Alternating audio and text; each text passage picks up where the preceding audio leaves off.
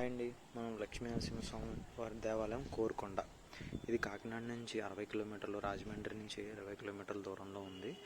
ఇది పైనుంచి చూస్తే చాలా అద్భుతంగా ఉండే చాలా హిస్టారికల్ చారిత్రకమైన టెంపుల్. కోరిన కోరికలు తెచ్చే శ్రీ లక్ష్మీ నరసింహస్వామి ఈ పైన కొండపైన వెలిసారన్నమాట. 615 మెట్లు పైకి ఎక్కితే మనకి 9 అంగుళాలు ఉన్న లక్ష్మీ నరసింహస్వామి స్వయంగా వెలిసారు పైన. సేమ్ ప్రతిమ కింద కూడా ఉంటుంది. ఫస్ట్ మనం కింద దర్శనం చేసుకుని పైకి వచ్చామంటే క్లియర్గా తెలుస్తుంది. ఇక్కడ శిల్పాలు చూసారా, చాలా అద్భుతంగా చెక్కారు.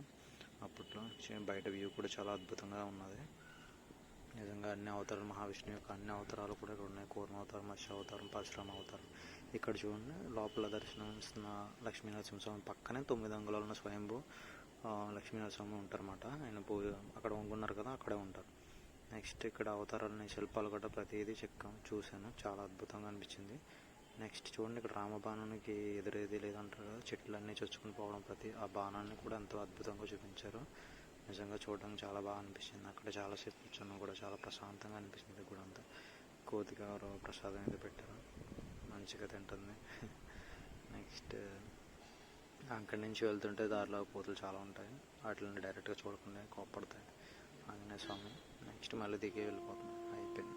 Thanks for watching.